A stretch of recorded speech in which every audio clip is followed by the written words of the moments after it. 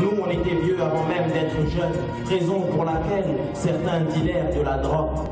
Cigarettes, speed, coke et d'autres choses dans les poches. Moi, j'ai lu des... Intrigué, ce qui m'avait mis un peu la puce à l'oreille.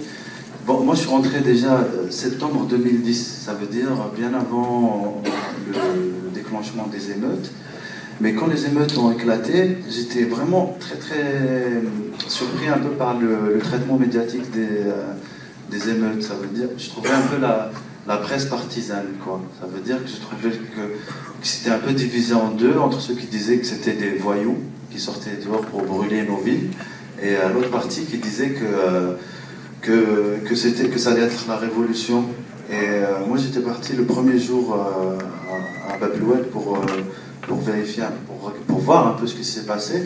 Et sincèrement, Zahturada, donc 100 mètres à peu près par rapport disons, au centre des émeutes, il y avait, les gens étaient en train de jouer au domino et qui s'en foutaient complètement de ce qui se passait. Et donc on comprenait tout de suite que c'était pas la révolution. Mais en même temps, dire que c'était des voyous, c'était un peu, je trouvais que c'était un peu limite, parce que on sort pas brûler le concessionnaire auto juste parce qu'on est un voyou, et surtout, c'est des émeutes qui éclatent pas juste à Alger, c'est un peu partout. Donc c'est pas... Et du coup, et pour moi, la chose la plus simple que je voulais voir, c'était entendre un jeune, puisque c'était majoritairement des jeunes qui ont participé aux émeutes, ce que j'aurais voulu voir, la chose la plus basique, c'est entendre un jeune et qui explique pourquoi est-ce qu'il a fait ça. Et on parlait au nom d'eux, je trouvais ça vraiment un peu limite. Et du coup, c'était un peu ça l'idée de départ. Et comme l'année a été vraiment c'était très chaud socialement, il s'est passé 1000 choses, tout le monde s'est mis à manifester. À chaque fois que j'entendais qu'il y avait quelque chose, j'allais tourner. J'ai filmé 1000 manifestations d'archives un peu à droite à gauche. Et petit à petit, ce que je voulais faire au début, c'était une espèce de chronique, un peu de la vie politique quotidienne.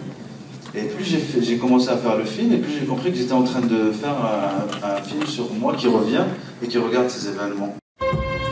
Nous, on était vieux avant même d'être jeunes, raison pour laquelle... Je ne sens pas que c'est justement, je trouve pas que c'est une séquence subversive ou méchante, ou je trouve que c'est plus, je sais pas, c'est quelque chose qui fait partie du quotidien, c'est pas si bizarre. Ce qui est bizarre, c'est que ça n'existe pas au cinéma, ça c'est bizarre. Nous, on était vieux avant même d'être jeunes, raison pour laquelle...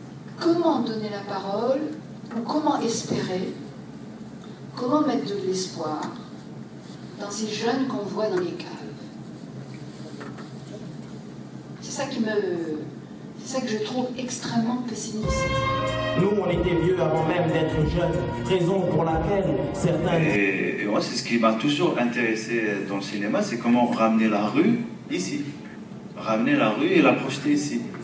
Et donc, à partir du moment où le film, c'est le film de quelqu'un qui est en train de faire un film, et donc, ce qui se passe dans la rue, ça l'influence intérieurement. Ça l'influence. Tu peux pas... L'isolement, ça n'existe pas. Nous, on était vieux avant même d'être jeunes, raison... Parce que le film, c'est un film. On s'en fiche que ce soit un documentaire ou une fiction. L'important, c'est qu'il y ait un film et que ça touche ou pas. Après, les distinctions et tout ça, c'est des histoires de producteurs. C'est les producteurs, quand ils cherchent de l'argent, ils sont obligés de dire ça c'est un documentaire, ça c'est une fiction. Comme ça, on sait à quel guichet s'adresser. Mais je pense que quand on fait un film, il faut s'en ficher de ça. C'est pas le plus important. L'important, c'est l'objet en soi et qu'est-ce qu'il raconte. C'est ça. Nous, on était vieux avant même d'être jeunes. Le film n'a pas été distribué, ça m'étonnerait vraiment qu'il le soit. Mais en même temps, je sais pas, j'ai pas l'impression que c'est un cas isolé ou... je sais pas, de toutes les façons, quand vous faites un film, c'est compliqué. Pas pour des histoires... Moi, je parle même pas des histoires de censure, c'est juste que c'est compliqué de montrer des films. Il y a très peu de salles, et il y a très peu d'intérêt aussi pour les films qui sont faits, donc je sais pas. Le problème, il est plus vers de ce côté-là. Après, bien sûr, il y a le problème de la censure, mais sincèrement, je trouve de plus en plus qu'il est minoritaire par rapport au problème de diffusion.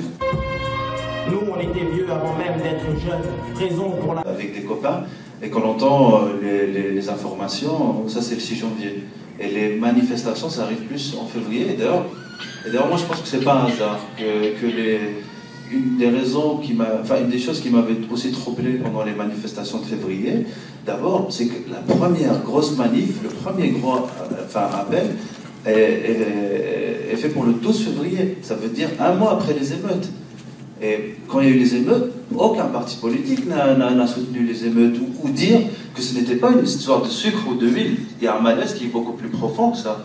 Et à partir du moment où tu appelles à manifester un mois après les émeutes, moi je trouve que c'est un peu... Je trouve que quelque part, c'est normal de venir saboter la manifestation. Après, par rapport à Camus, je sais pas, il y a Camus est polémique par rapport à l'Algérie. Et ça, je crois que j'aime bien. mais c'est vrai que voilà, c'est le malentendu qu'il y a, enfin la dispute qu'il y a entre Kateb Yassine et Camus, elle est très parlante, parce que c'est vrai que Camus, c'est Tipaza, et on connaît Tipaza entre autres parce qu'il a écrit des très belles pages là-dessus. Mais en même temps, ce qu'on voit dans le film, c'est que c'est vrai que c'est très beau, mais c'est un endroit où on embarque un écrivain parce qu'il lit devant 20 chats. Donc l'Algérie, c'est un peu les deux. Nous, on était vieux avant même d'être jeunes, raison pour laquelle certains dealers de la drogue, cigarettes, speed, coke et d'autres choses dans les poches. Moi, j'ai lu des livres, une vie à assembler. Le savoir est une arme, c'est bien ce qu'il me semblait. Albert Camus, donc devenu un grand frère.